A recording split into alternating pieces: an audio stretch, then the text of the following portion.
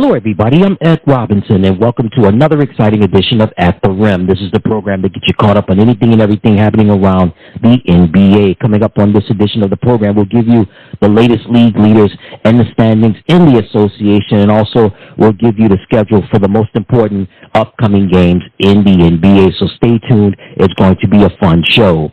I want to start off with talking about my top three storylines. I want to start off talking about LeBron James. LeBron has had so many accomplishments throughout his storied career, and he continues to just achieve milestones year in and year out. This past week, LeBron became the first player in NBA history to reach 40,000 career points. That's right, LeBron becomes the first player in NBA history to score over 40,000 points. And I tell you one thing, LeBron has done it all. He's won championships. He's won Olympic gold medals. He's been a league MVP, multiple All-Star games. I mean, he's done it all. Rookie of the Year, and now another milestone as he becomes the first player in NBA history to score over 40,000 points in a career. So LeBron becomes the first player to be a member of the 40,000 point club, and again, it's a testament to one thing that comes to my mind when I think of LeBron is longevity. We know about all the greats like Michael Jordan, rest in peace Kobe Bryant, rest in peace Bill Russell, also with Kareem Abdul-Jabbar, Larry Bird, Magic Johnson. All of those gentlemen are on that Mount Rushmore, and of course, you got to put LeBron up there as well. So when I think of LeBron James, the first thing that comes to my mind is longevity. I mean, he's been playing in the NBA since the age of 18. We followed his career in high school, when his high school games were being covered on cable television, and we saw that transition from high school to the NBA. First stint with the Cleveland Cavaliers, then going over to the Miami Heat, then returning to Cleveland, and currently playing for the Los Angeles Lakers. So we watched LeBron grow before our very eyes. We watched LeBron have failures, disappointments, but we've also seen him reach the highest of the highs, winning NBA championships, also achieving milestones such as becoming the NBA's all-time leading scorer, and now recently becoming the first player in NBA history to score over 40,000 points in a career. And again, he can play as long as he wants. I mean, one thing I think about LeBron, as I stated earlier, the longevity. He's been playing since the age of 18. Number two, just the commitment to his body. There's a report that said that he spends over $1 million a year on his body, and you can really tell just throughout the years how he's just continued to keep himself in shape, hitting the quote-unquote latter stages of his career, whatever that is. But LeBron, again, number one, longevity. Number two, paying attention to his body and just making sure that he stays on top of it in terms of his health. And then number three, his skill set. Now, LeBron James built like a Mack truck, running like a gazelle. That's LeBron in a nutshell. When I first saw him, I was like, wow, this guy is uniquely built. I mean, he's built like a football player, but he's running like a gazelle out there, and not just with his solid post-up game, but also solid shooting, a good rebounder, a decent defender, but the guy's just a cut above the rest, and just, I mean, there really are no limits to what he can do, and certainly we want to congratulate LeBron James becoming the first player in NBA history to score over 40,000 points in a career, and certainly, when will he hang it up? I honestly don't see it happening anytime soon, but LeBron has been doing it, continue to doing it, and let's just say I don't see him hanging it up in the foreseeable future. My next storyline is going to be the New Orleans Pelicans. So as this show is airing, the Pelicans have been on a roll so far in the month of March. They have won 3 in a row. Zion Williamson has played well. Brandon Ingram has looked amazing. How about Trey Murphy coming off the bench and being very productive, knocking down some major shots? Jonas Valanciunas has been effective in the rebounding department. How about the defense when you have guys like a Jose Alvarado and a Herb Jones?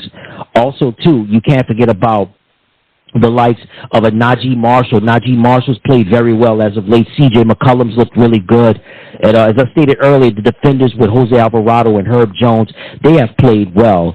And Willie Green has done a fantastic job this year as the head coach of the New Orleans Pelicans, and I think he should deserve strong consideration for Coach of the Year honors this year.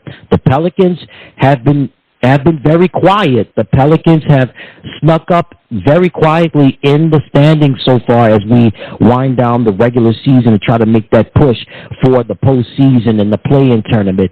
But New Orleans, I still consider them to be a dark horse in the Western Conference, a team that can be, as I stated earlier, it could be a dark horse, a team that could disrupt someone's playoff hopes if they get them in, whoever plays them in the first round. It would be definitely interesting, but New Orleans has been on a roll right now, and kudos to them and kudos to Willie Green and that organization for what they're currently doing in the league. And my last storyline is going to be SGA, Shai Gilgeous-Alexander. MVP candidates, Jason Tatum, Nikola Jokic. Also, you could put Giannis Antetokounmpo in the mix as well, Kawhi Leonard, and you got to put Shai Gilgeous-Alexander in there in the mix as well. Oklahoma City played very well this year. Also, you can add Anthony Edwards to that MVP race as well. But my MVP candidate this year, I think it's going to go to Shai Gilgeous-Alexander. I mean, Oklahoma City this year came out of nowhere. They came out of nowhere, and they played some terrific ball really for most of this year. So as this show is airing, in the month of March so far, Oklahoma City is 3-1. But Shai Gilgeous-Alexander has just been phenomenal. March the 3rd, the Thunder beat the Phoenix Suns. Shai scored 35 points. The following night, March the 4th, despite losing to the Los Angeles Lakers, SGA scored 20 points. March the 6th, big win over the Portland Trail Blazers. SGA scored 37 points. And then on March the 8th against the Miami Heat, SGA would score 37 points yet again. This guy is really phenomenal. I always say that Shai Gilgeous-Alexander represents the rising stars of the NBA. You have rising stars like a Victor Wembanyama, a Zion Williamson, Brandon Ingram, just to name a few. And you can add Shai Gilgeous-Alexander to the mix as well. And if anybody, and Anthony Edwards as well, one of the guys that can carry the torch whenever LeBron or Steph decide to hang it up, which I don't think it will be anytime soon. I think Shai Gilgeous-Alexander is definitely capable of doing that. Not big on words, but he's definitely about the action, and he's been about that action for quite a while now, since he's been playing in the NBA, specifically being with the Oklahoma City Thunder. So again, Shai Gilgeous-Alexander, definitely strong consideration for this year's MVP race. He's been consistent all year long, and definitely he deserves some props on what he's doing with the Oklahoma City Thunder. All right, some news and notes to pass along to you. The Minnesota Timberwolves announced that Karl-Anthony Towns will undergo surgery to repair a torn meniscus in his left knee, and he's going to be reevaluated in a month. This is according to ESPN's Adrian Wojnarowski, and it's expected that Towns could return early in the Western Conference playoffs.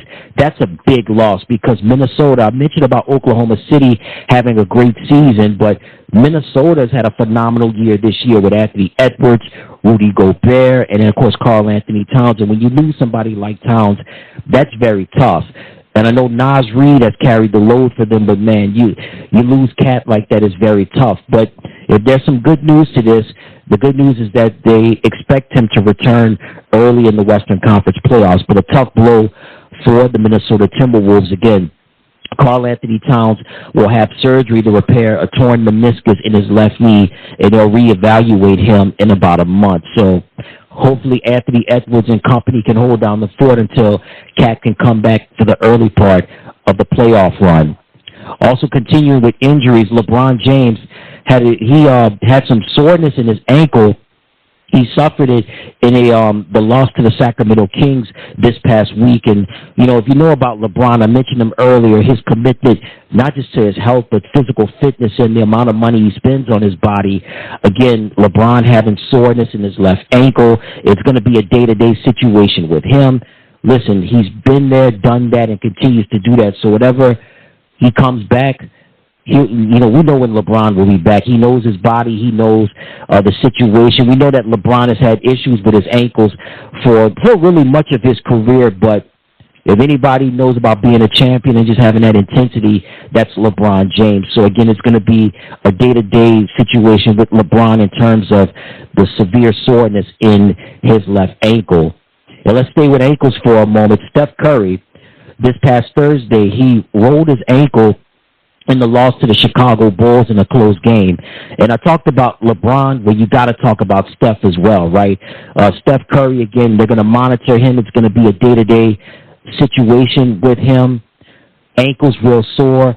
They're going to treat it, and they'll take it day-to-day with Steph. And losing him is devastating. I mean, they have Draymond Green, Andrew Wiggins is back. You've got Brandon Podziemski, Jonathan Kuminga's been playing well, Klay Thompson, the other Splash brother. But losing Steph, however many games he's going to be out, it's going to be devastating. And hopefully they can have him back just before it's time to figure out who's going to be in the play-in tournament or who's going to get those playoff spots. And certainly that's just a tough deal. Again, with LeBron, it's tough. But with Steph, you know it's also tough as well. And when you think about the guys that have carried the league for almost the last decade, LeBron James and, of course, Steph Curry. So, again, Steph Curry is expected to miss some time. He's going to be day-to-day after rolling his left ankle. Rolling his right ankle late in the game this past Thursday against the Chicago Bulls. So the Warriors are going to have to do some things and try to rearrange some things in order to get some games going so they can stay alive in hopes of getting one of those play-in spots in the play-in tournament. All right, so that takes care of the news and notes, and now it's time to give you the league leaders in the NBA. Let's start off with points per game. The current leading scorer in the NBA is Luka Doncic from the Dallas Mavericks. He's averaging 34 points per game. Coming in at number 2, representing the Oklahoma City Thunder, Shai Gilgeous-Alexander, where he's averaging 31 points per game. Coming in at number 3 from the Milwaukee Bucks, Giannis Antetokounmpo. And tied for 4th, Kevin Durant from the Phoenix Suns, and Donovan Mitchell, representing the Cleveland Cavaliers. The next category that we have is rebounds per game. Coming in at number 1, Domantas Sabonis from the Sacramento Kings. He's averaging 13 rebounds a game. Coming in at number 2, Rudy Gobert from the Minnesota Timberwolves. Tied for 3rd, Anthony Davis from the Los Angeles Lakers, and Nikola Jokic from the Denver Nuggets. And in 5th, Jalen Duren from the Detroit Pistons. Next category is going to be field goal percentage. At number 1, Daniel Gafford from the Dallas Mavericks. He's shooting 69% from the field. Coming in at number 2 from the Toronto Raptors, Jakob Poeltl. Number 3, Rudy Gobert from the Minnesota Timberwolves. At number 4, representing the Los Angeles Clippers, Ivica Zubac. And coming at number 5, Jalen Duren from the Detroit Pistons. Next category is going to be assists per game. At number 1, Tyrese Halliburton from the Indiana Pacers. He's averaging over 11 assists per game. At number 2, from the Atlanta Hawks, Trae Young. At number 3, that Luka Doncic. At number 4, Nikola Jokic. And at number 5, Domantas Sabonis. Next category is going to be steals per game. At number 1, Shai Gilgeous-Alexander. At number 2, from the Sacramento Kings, De'Aaron Fox. At number 3, Donovan Mitchell. At number 4, representing the Portland Trail Blazers, Matisse Thybulle from the Cleveland Cavaliers. And at number 5, from the Los Angeles Clippers, Kawhi Leonard. Next category is going to be blocks per game. At number 1, Victor Wembanyama from the San Antonio Spurs. He's averaging 3 blocks per game. At number 2, from the Utah Jazz, Walker Kessler. At number 3, Brook Lopez from the Milwaukee Bucks. At number 4, Chet Holmgren from the Oklahoma City Thunder. And at number 5, Anthony Davis from the Los Angeles Lakers. Next category that we have is three-point field goals made. Coming in at number 1, Stephen Curry from the Golden State Warriors. At number 2, Luka Doncic. At number 3, Dante DiVincenzo from the New York Knicks. At number 4, Klay Thompson from the Golden State Warriors. And at number 5, Bogdan Bogdanovic representing the Atlanta Hawks. Next category that we have is three-point percentage. Coming in at number 1, Grayson Allen from the Phoenix Suns. He's shooting 47% from the field. Coming in at number 2, Luke Kennard from the Memphis Grizzlies. He's shooting 46% from three-point range. At number 3, Norman Powell from the Los Angeles Clippers. At number 4, Jalen Williams from the Oklahoma City Thunder. And at number 5, Aaron Nesmith from the Indiana Pacers. Next category, free throw percentage. At number 1, Damian Lillard from the Milwaukee Bucks. He's shooting 92% from the free throw line. At number 2, Stephen Curry. At number 3, Bogdan Bogdanovic. At number 4, Klay Thompson. And at number 5, Anthony Simons from the Portland Trail Blazers. And then the last category that we have is minutes per game. At number 1, leading the league in minutes played, DeMar DeRozan from the Chicago Bulls. He's averaging almost 38 minutes a game. At number 2, Luka Doncic. Tied for third, Miles Bridges from the Charlotte Hornets and Tyrese Maxey from the Philadelphia 76ers. And in fifth, Kevin Durant. And that takes care of your league leaders in the association. Let's move over now to the current standings in the NBA. And I tell you, it's getting tight, not just in the East, but you know, the Western Conference, hey, it's always been a dogfight, and it's never a dull moment. So now it's time to give you the current standings in the association. In the Eastern Conference, the number 1 seed currently are the Boston Celtics. They have a record of 48-14. Coming in at number 2, the Cleveland Cavaliers. They have a record of 41-22. Coming in third, the Milwaukee Bucks. They have a record of 41-23. Coming in fourth, the New York Knicks with a record of 37-26. Coming in fifth, the Orlando Magic. They have a record of 37-27. Coming in sixth are the Miami Heat with a record of 35-28. Followed in seventh place are the Philadelphia 76ers. In eighth place, the Indiana Pacers. Coming in ninth, currently, the Chicago Bulls. And in 10th place are the Atlanta Hawks. And then you have the Brooklyn Nets in 11th, followed by the Toronto Raptors in 12th, followed by Charlotte, Detroit, and then the worst record in the Eastern Conference belongs to the Washington Wizards. Let's move over now to the Western Conference, where it's always been a dogfight. Currently in first place, the Oklahoma City Thunder. They have a record of 44-19. Followed by the Minnesota Timberwolves. They have a record 44-20. The defending champion Denver Nuggets are currently in third place with a record of 43-20. Followed in fourth by the Los Angeles Clippers with a record of 40-21. The New Orleans Pelicans are currently fifth with a record of 38-25. In sixth place are the Phoenix Suns with a record of 37-26. Followed in seventh by the Sacramento Kings. In eighth, belonging to the Dallas Mavericks. In ninth place, the Los Angeles Lakers. And in 10th place are the Golden State Warriors. Followed in 11th by the Houston Rockets. In 12th, the Utah Jazz. Followed by Memphis, Portland, and then San Antonio is last in the West. And that takes care of your current standings in the association. All right, now let's just give you a brief breakdown of the most important games that's going to be coming up in the NBA. Let's start off with Sunday, March the 10th, where we've got a big one between the Milwaukee Bucks and the Los Angeles Clippers. The stars are going to be out. Giannis, Kawhi, PG-13, James Harden, Ivica Zubac, gosh, Brook Lopez, the list goes on. Damian Lillard, this is going to be a competitive game. I'm not saying this could be the matchup, but this could be a preview of this year's NBA Finals. We'll see about that. Also, some big games coming up. We got the New Orleans Pelicans going up against the Atlanta Hawks.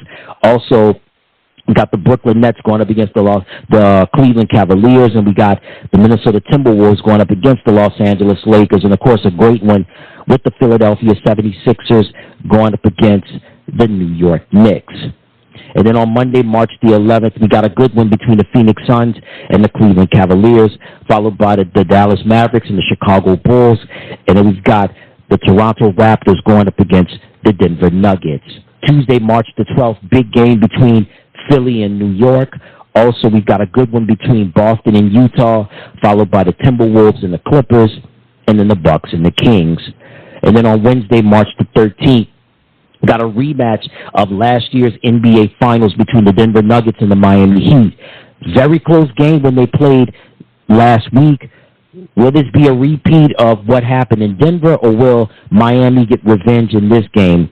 You know the names, right? Jimmy Butler, also Duncan Robinson, Bam Adebayo, just to name a few, Caleb Martin, but you know about Jamal Murray, you know about Michael Porter Jr. Oh, and there's a guy from Serbia named Nikola Jokic. He's still one of the best in the business. So that should be an intriguing matchup, a rematch of last year's NBA Finals with the Nuggets and the Heat. This time, they're going to be playing in Miami. Also, we've got a good one between the Cleveland Cavaliers and the New Orleans Pelicans, followed by Golden State and Dallas. And then we've got the Battle of California with the LA Lakers going up against the Sacramento Kings. Thursday, March the 14th, we got the Phoenix Suns going up against the Boston Celtics. Should be an intriguing matchup with Jason Tatum, Jaylen Brown, Kristaps Porzingis, just to name a few. And also Kevin Durant. What's not to love about Kevin Durant, right? Yusuf Nurkic. Nurkic has been playing really well this year for the Suns, so that should be a great matchup. Then we've got the Los Angeles Clippers going up against the Chicago Bulls, followed by the Philadelphia 76ers going up against the Milwaukee Bucks, and we've got the Dallas Mavericks going up against the Oklahoma City Thunder. Shai Gilgeous-Alexander, this gives him another opportunity to improve his MVP stock in the association. On Friday, March the 14th, we got a good one between the Los Angeles Clippers and the New Orleans Pelicans. Of course, Kawhi Leonard, Paul George, and company heading down to the Crescent City to go up against the Pelicans with Zion Williamson, Jonas Valanciunas, and also not to mention Brandon Ingram. I think Brandon Ingram should get an MVP consideration as well. I mean, he's been quiet, very under the radar. I know he probably most likely won't win it.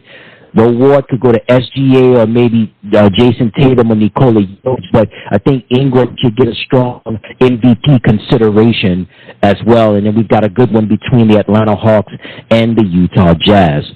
And then on Saturday, March the 16th, great games between the New York Knicks going up against the Sacramento Kings. The Minnesota Timberwolves will square off against the Utah Jazz. And, of course, we have the Battle of California. The Golden State Warriors going up against the Los Angeles Lakers. Steph Curry, LeBron James. They're going to do it yet again. And certainly, hopefully by this time, Steph will most likely, hopefully, he'll be up and ready to go.